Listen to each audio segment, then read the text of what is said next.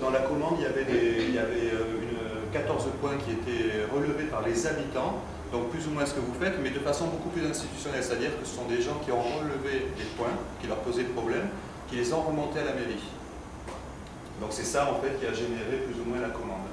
En termes de méthodologie, on a utilisé, bon déjà on s'est approprié le titre, et ensuite on s'est approprié le terrain qu'on ne connaissait pas forcément.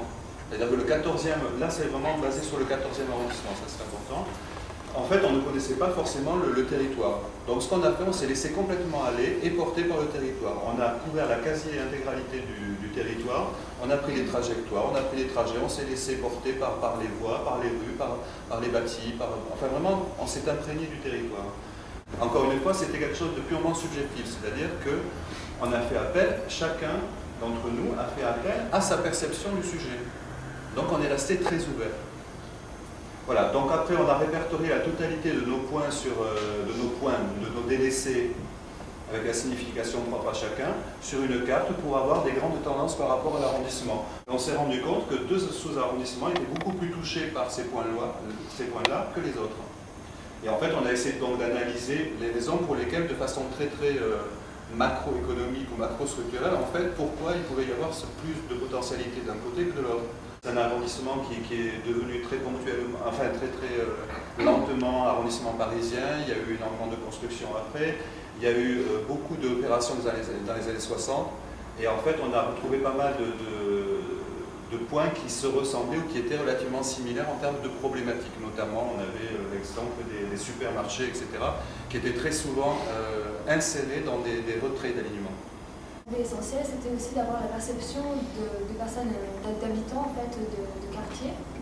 Donc on a eu les contacts d'habitants en allant dans les conseils de quartier ou même dans la rue avec des entretiens informels. Donc ça nous a permis de confronter différentes définitions de ce que nous, d'avoir différents regards sur les espaces délaissés, les espaces d'opportunité ou les points. Donc on a fait des parcours commentés avec certaines personnes, donc ça consiste en fait on a dit notre sujet à la personne et ensuite elle nous a guidés sur un trajet qu'elle fait quotidiennement en nous montrant pour elle les points qui lui semblaient être dans notre sujet en fait. Donc par exemple là pour le trajet, donc on a cartographié le point de départ, puis le trajet. Donc ensuite on a cartographié les seuils. À chaque seuil, on prenait une photo et on retranscrit mot à mot ce que la personne nous a dit sur ce lieu pour avoir vraiment cette impression, pour ne pas déformer sa perception du lieu. C'est vraiment un outil pour nous important quand on aborde ces lieux, parce que comme ils font partie de l'espace public, c'est vraiment l'espace vécu par les personnes.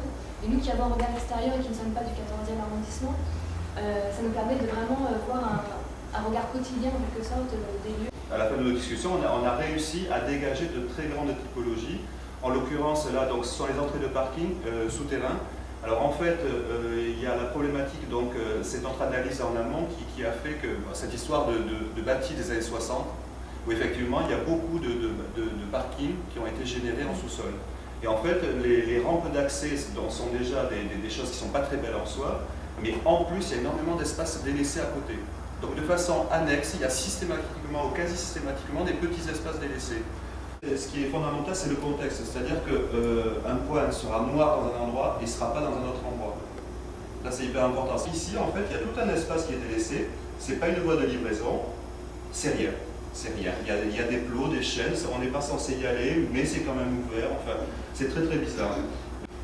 Et en fait, le seul accès donc, à toute la zone qui est vivante, extrêmement vivante du quartier Pernetti, c'est par ici. Donc il faut absolument contourner ce bâti là qui est assez imposant, c'est cet immeuble-là.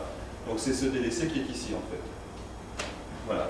De façon plus précise, on a étudié donc, les dimensions. C'est important parce que là on s'est rendu compte qu'effectivement ce délaissé, pour baptiser à la taille de la place, c'est énorme finalement. C'est un petit espace, mais qui, ramené à cette échelle-là, n'est pas négligeable du tout. Donc il y a des histoires d'échelle aussi qui sont importantes. Donc la dernière fichue, c'est la pointe d'îlot. Donc on a remarqué qu'il y avait beaucoup de délaissés urbains au niveau de ces pointes d'îlot. Donc on a arrêté notre étude en fait sur un angle de la rue entre la rue de la Sablière et la rue Georges Sache. En fait, et donc déjà une analyse historique nous a permis de voir que En fait, cette rue, comme vous pouvez le voir sur le petit schéma cadastral, le plan cadastral en dessous, cette rue Georges Eustache a été créée pour permettre justement de dédensifier un peu le bâti, qui est fortement dense dans cette partie de la. Et donc, au niveau de cette pointe d'îlot, il y a un aménagement fait par la mairie du Pré avec deux bacs végétaux, comme vous pouvez le voir sur la photo en haut, deux bacs végétaux qui sont aujourd'hui fortement dégradés et qui ont permis de réduire un peu les dépôts d'encombrants, mais il y a toujours une présence régulière de dépôts d'encombrants et c'est très problématique. Après une enquête plus ou moins formelle faite auprès des riverains et des commerçants, ça dénature un peu ce lieu. On ne voit pas très bien aussi, mais en fait au niveau de cette pointe d'îlot, il y a également en fait derrière des résidus d'un store et d'un affichage ancien. Bon, pourquoi pas réaménager ce store et cet affichage pour en faire un affichage associatif par exemple.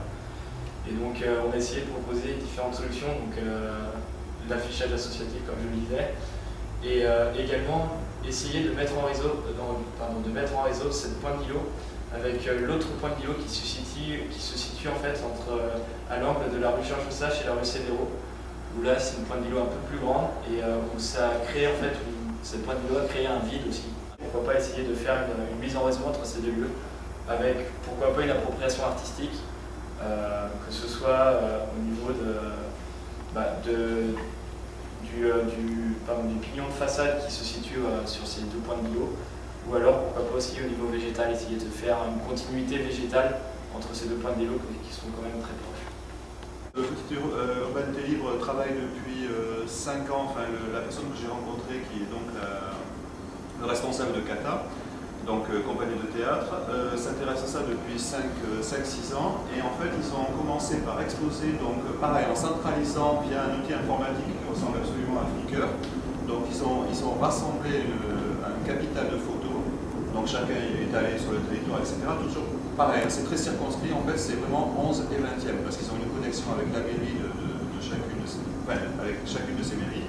Donc là pour l'instant ils en sont uniquement à la branche culturelle, c'est-à-dire qu'ils n'ont pas encore de contact avec la voirie, avec tous les différents départements.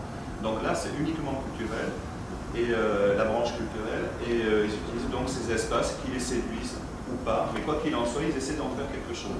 Alors, là pareil, en termes de sémantique, c'est intéressant parce qu'en fait, ils ont appelé ça d'abord des niches. Ensuite, ils ont appelé ça des accros. Et finalement, c'est une de leurs collègues et amis qui fait partie du collectif qui a suggéré donc la notion de petite urbanité libre. Et en fait, le réseau, c'est exactement cette notion de réseau ou pas, parce qu'après, chaque artiste est complètement indépendant et chaque artiste choisit son point. Ils ont décidé de générer des parcours comme ça de découverte, d'exposition. Alors ça peut être, il y a toutes sortes d'artistes, ça peut être de l'art plastique, c'est de l'art pictural, c'est du théâtre, c'est de la danse, c'est de la mise en scène. Enfin, ils utilisent vraiment tous les modes artistiques pour s'approprier des espaces.